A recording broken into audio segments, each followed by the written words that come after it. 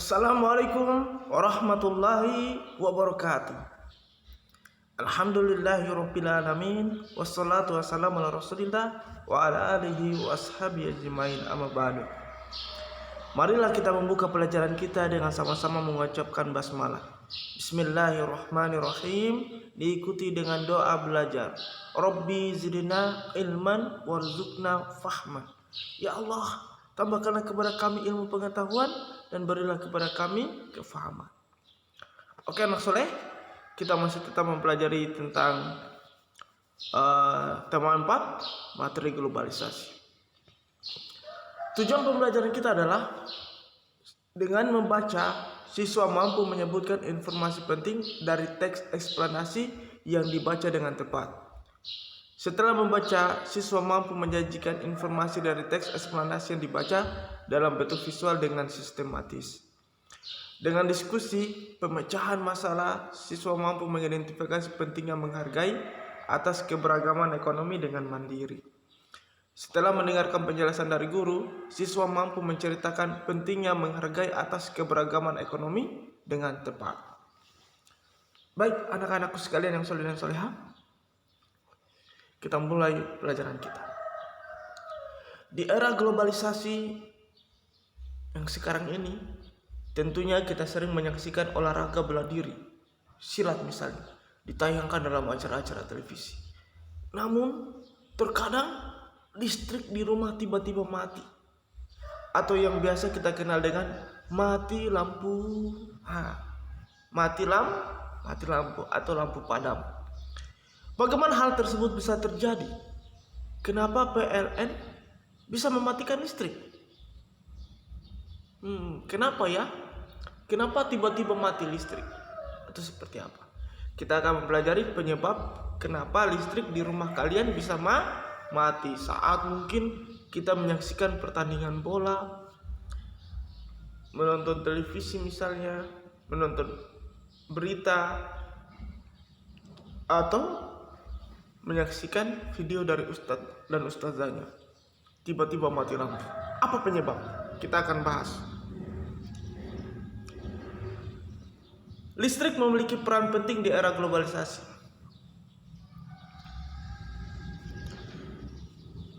Globalisasi terjadi karena perkembangan teknologi di berbagai bidang yang didukung oleh peran listrik sebagai sumber energi di dalamnya.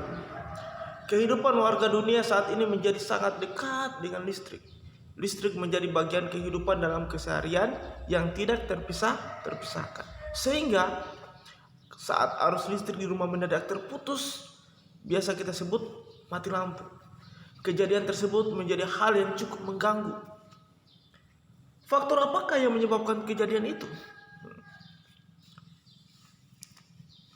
Pertama, lihat, ini banyak sekali gangguan. Ini adalah pembangkit listrik anak soleh. Sedangkan ini kita katakan sebagai menara atau jaringan transmisi, atau biasa juga kita sebut dengan tower listrik. Tower listrik itu nama lainnya adalah jaringan transmisi. Nah, bagaimana bisa mati lampu?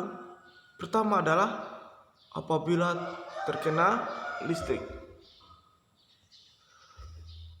sehingga jaringan transmisinya terputus, tidak sampai ke gardu listrik, gardu induk. Jadi jangan dulu kita suzon kepada PLN. Ini PLN ini mengganggu saja kita. Padahal jangan sampai karena adanya faktor alam, tiba-tiba petir sehingga memutuskan aliran di jaringan transmisi ke gardu induk, sehingga mati lampu. Itu satu. Yang kedua adalah apabila hujan keras, angin kencang, tiba-tiba pepohonan jatuh. Pepohonan jatuh menimpa kabel listrik, sehingga jaringan distribusi ke rumah warga juga terputus. Oke. Pertama petir, sehingga memutuskan aliran dari jaringan transmisi ke gardu. Atau kedua, pepohonan tumbang disebabkan karena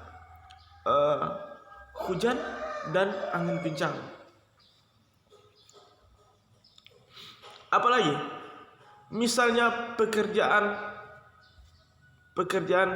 sumber lain. Ini misal pekerjaan anak soleh yang menyebabkan terjadinya putusnya aliran jaringan transmisi.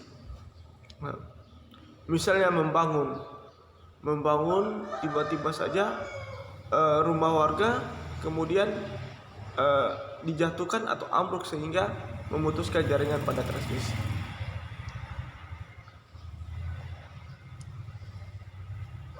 Petir, pepohonan, adanya pekerjaan pembangunan misalnya.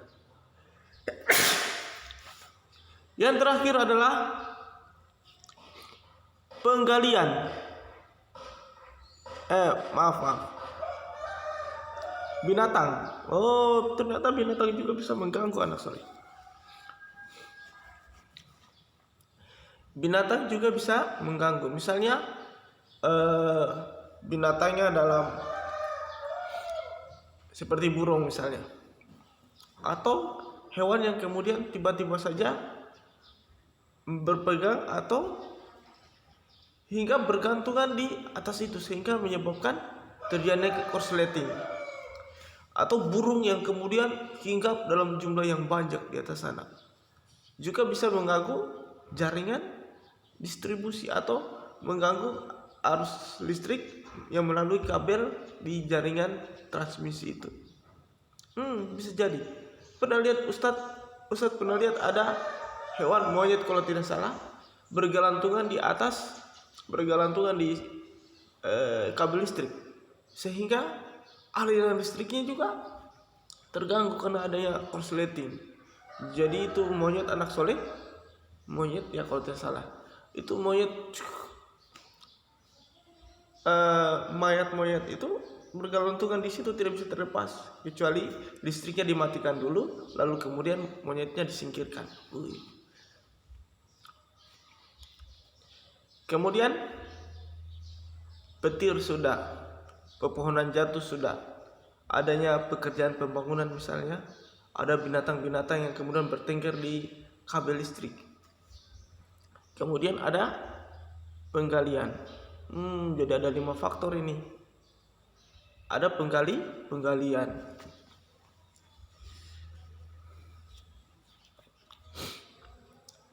Petir, pepohonan, pekerjaan sumber lain, binatang, ada penggalian. Penggalian itu kenapa bisa menyebabkan permasalahan? Karena anak soleh mungkin dia menggali di sekitar dari tiang listrik. Tiang listriknya itu sekarang dibuat dari beton. Kenapa dibuat dari beton? Karena beton kemungkinan kecilnya tidak mengalirkan arus listrik. Sedangkan kalau tiang listriknya itu dibuat dari besi atau baja, anakku yang soleh, besi dan baja merupakan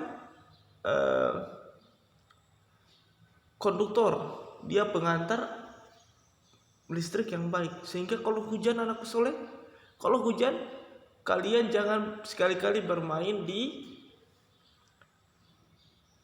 tiang listrik yang terbuat dari besi atau baja, karena jangan sampai ada sedikit kebocoran arus yang menyebabkan terjadinya itu, yang menyebabkan listriknya mengalir sampai ke bawah, sehingga anak soleh ketika main-main, ketika hujan ada yang berpegang ke listrik langsung terkontak sehingga menyebabkan kematian. Hati-hati, dan sudah banyak kasus seperti itu. Sehingga tiang listrik sekarang dibuat dengan menggunakan bahan bakunya dibuat dari beton. Petir, pepohonan, ada pekerjaan pembangunan, adanya binatang yang bertengger, dan adanya penggalian. Menggali di samping tiang listrik anak soleh sehingga menyebabkan tiang listriknya roboh. Kalau tiang listriknya roboh berarti jaringan transmisinya pun terputus. Oke? Itu penyebab mati lampu. Kita akan baca. Silakan disimak anak soleh tentang PLN. Perusahaan Listrik Negara, kita singkat sebagai PLN. sebagai perusahaan negara yang mengurus bidang kelistrikan, sesungguhnya juga tidak menyukai kejadian mati lampu, apalagi padam dalam waktu yang cukup lama. Karena hal tersebut akan sangat mengganggu perjalanan proses pembangkit, transmisi, distribusi energi listrik. Faktor-faktor penyebab mati lampu antara lain ketidaksiapan pembangkit, gangguan transmisi atau gangguan distribusi. Faktor yang berpengaruh bisa dari luar dan dari dalam. Faktor luar yaitu gangguan alam, yang tadi yang Ustaz sampaikan.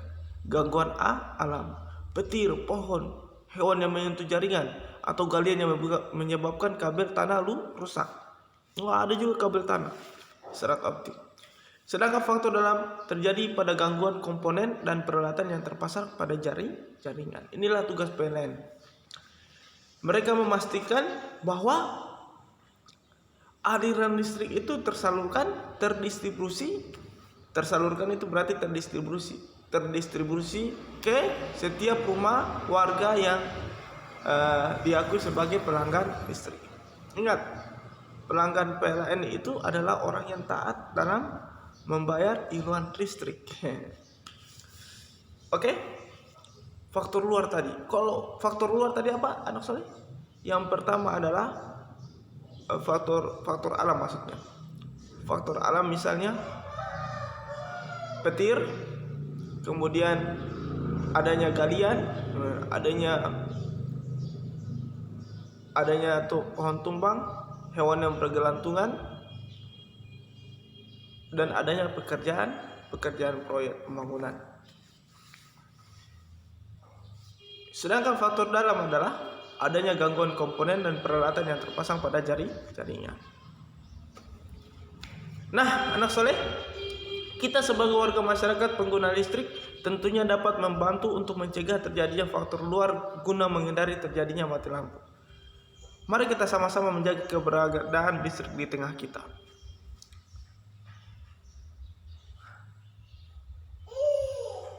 Apa topik gagasan utama bacaan di atas?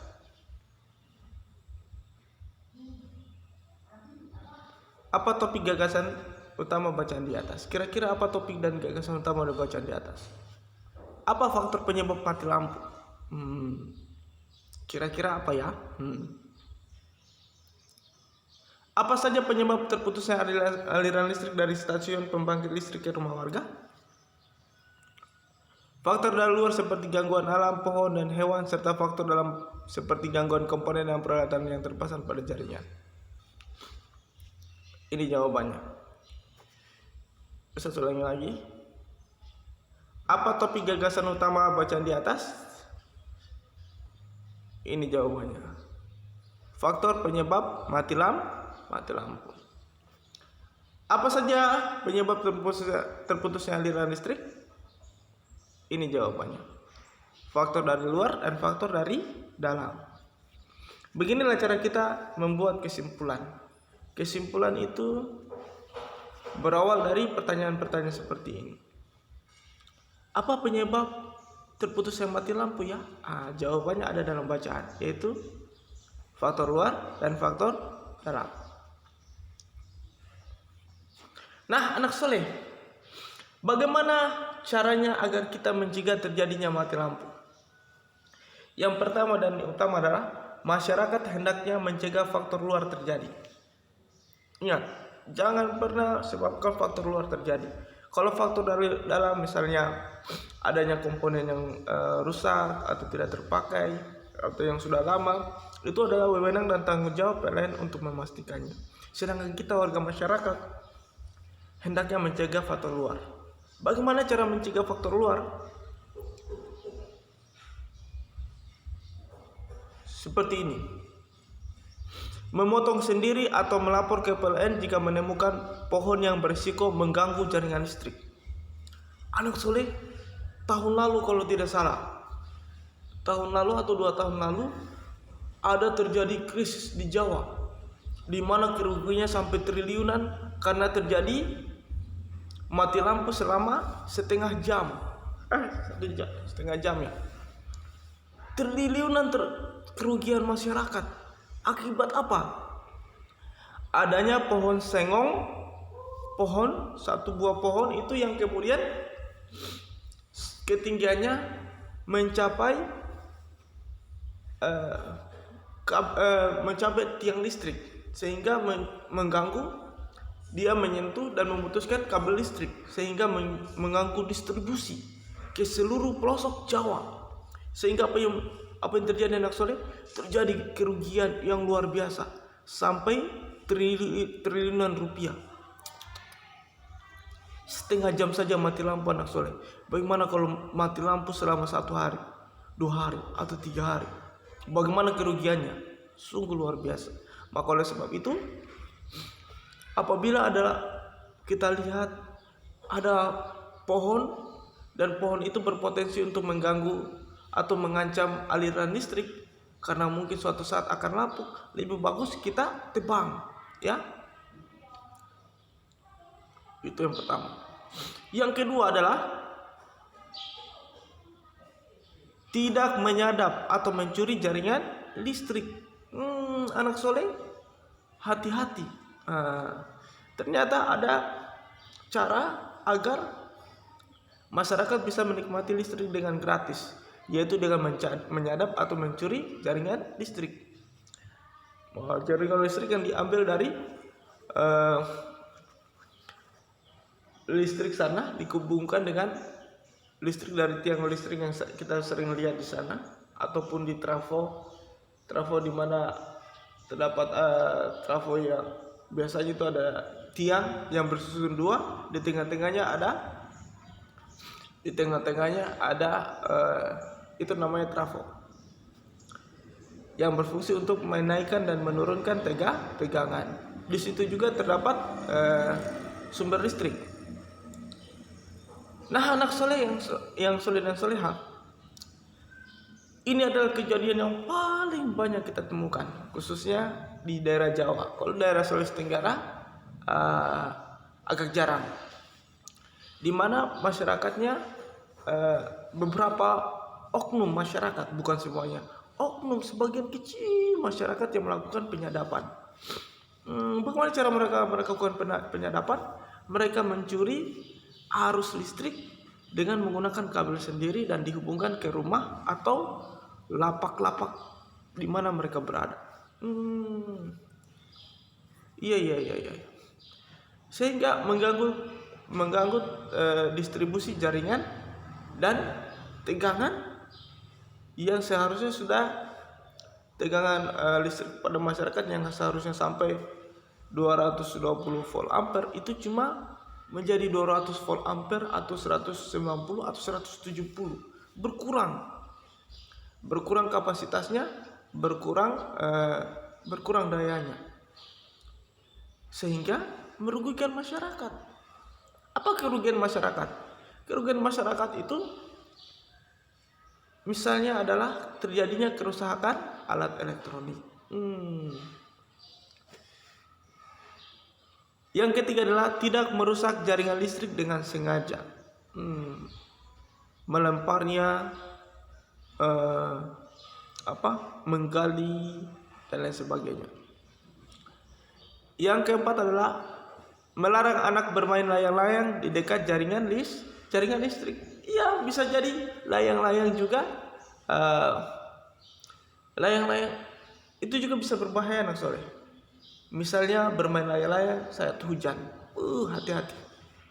Ketika hujan, otomatis benangnya itu ikut basah. Ketika basah anak soleh, maka dia akan menjadi pengantar arus listrik yang paling baik. Dan ketika sampai dan mengenai tiang listrik, kejadian terkontak akan terjadi. Oke? Jadi 4 hal yang perlu kita hindari untuk mencegah faktor luar terjadi. 4 hal yang harus kita lakukan. Yang pertama adalah memotong sendiri pohon yang mengganggu, tidak menyadap atau mencuri jaringan, tidak merusak jaringan listrik dengan sengaja. Keempat, jangan sampai kita bermain-main layang-layang di sekitar jaringan listrik, apalagi saat hujan. Oke? Nah, tugas kalian adalah ini halaman judul, ini mati lampu. Halaman 2 ini membuat buku mini. Halaman 2 paragraf 1 isinya adalah listrik memiliki peran penting di era globalisasi sehingga listrik menjadi bagian tak terpisahkan dari kehidupan keseharian.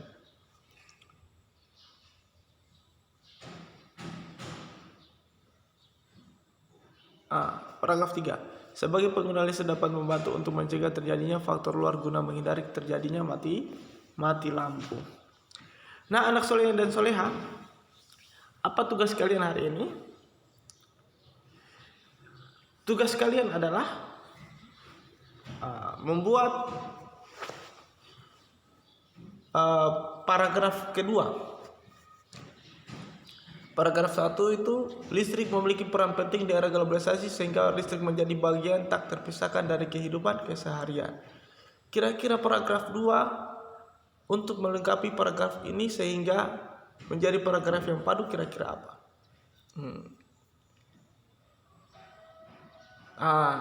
Oke. Ustaz kasihkan clue atau petunjuk. Paragraf kedua adalah berisi tentang apa? Gangguan-gangguan. Gangguan apa itu? Gangguan luar dan gangguan dalam.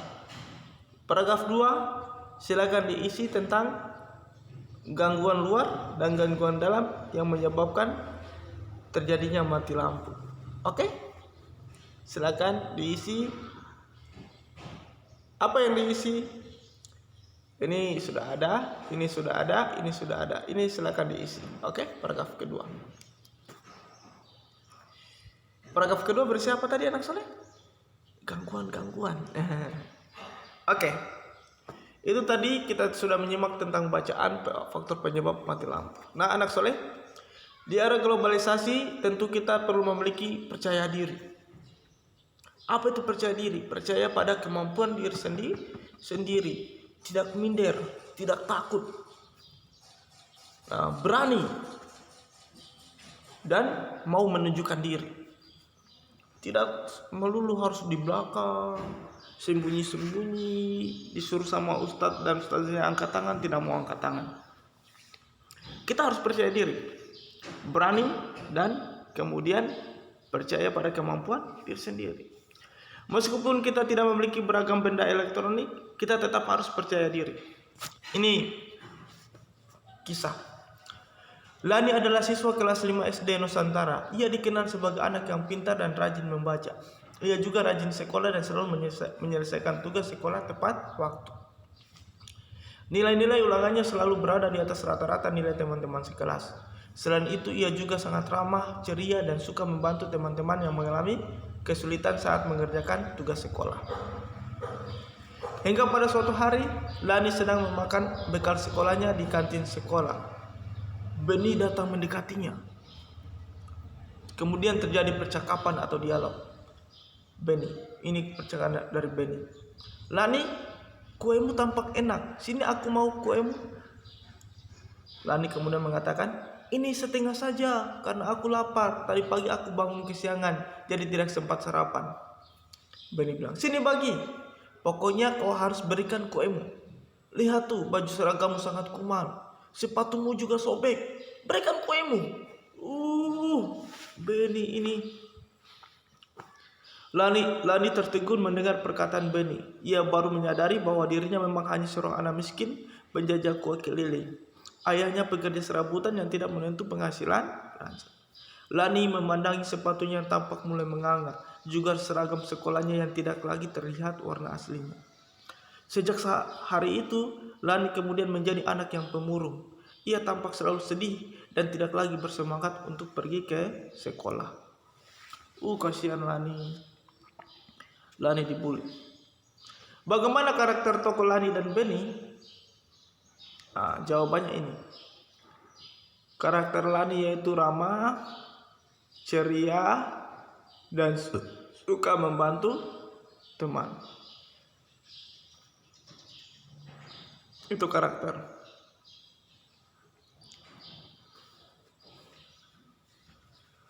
Karakter itu apa?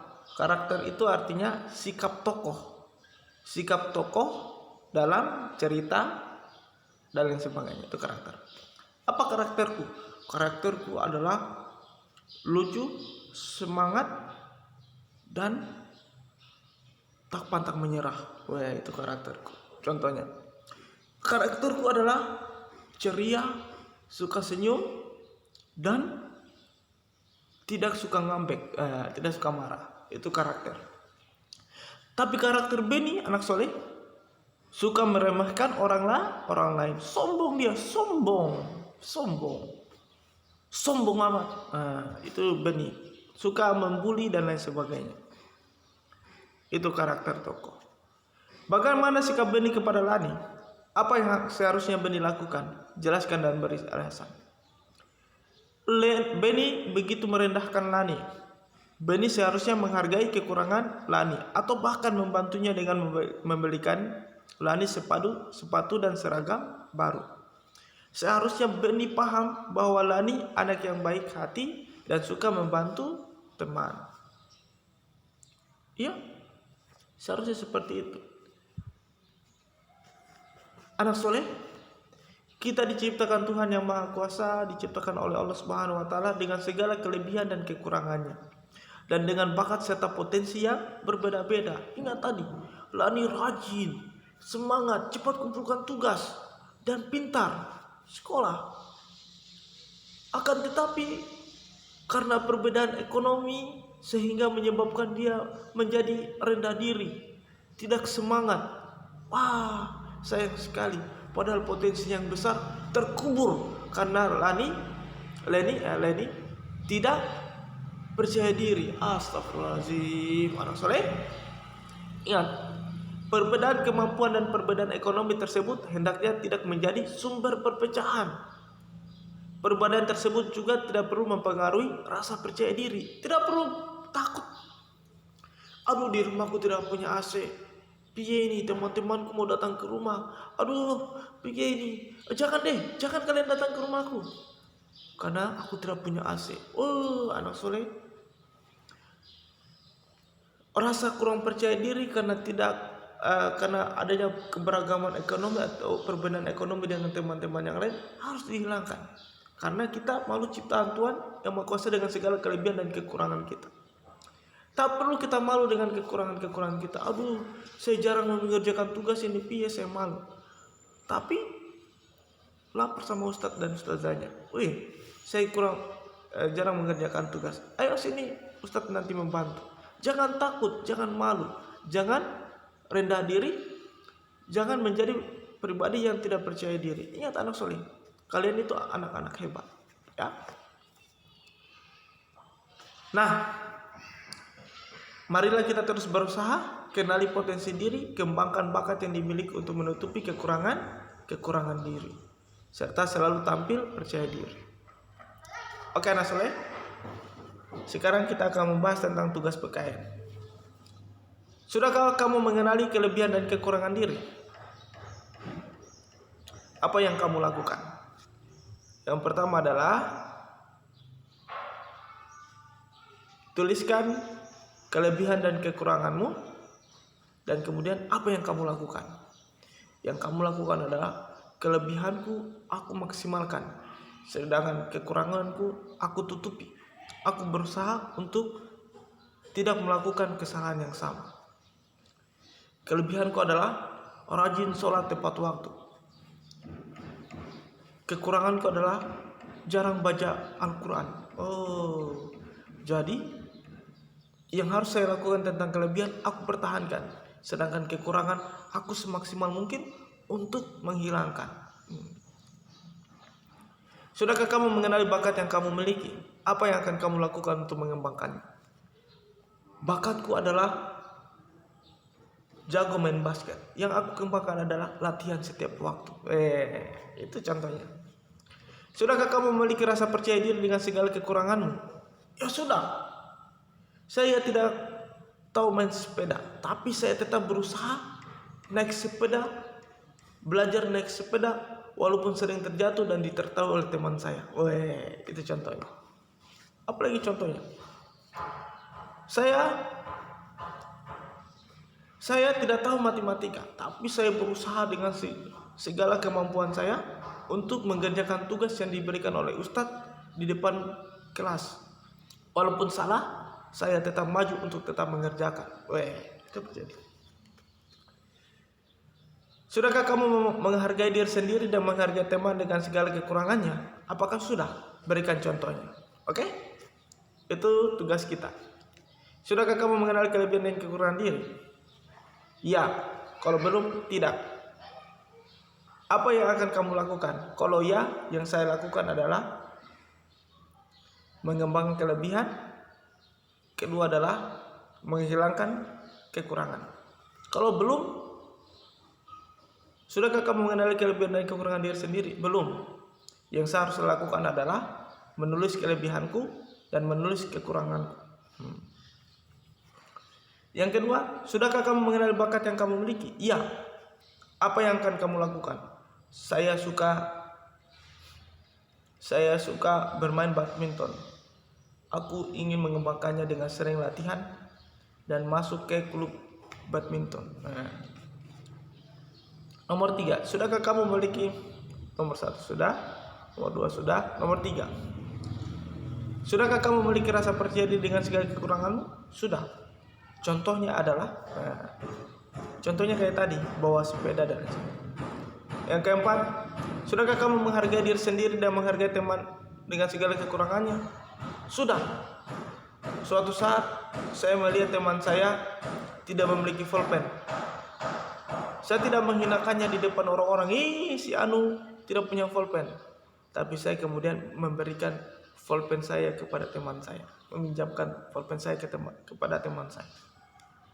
Oke? Itu saja tugas kita anak soleh.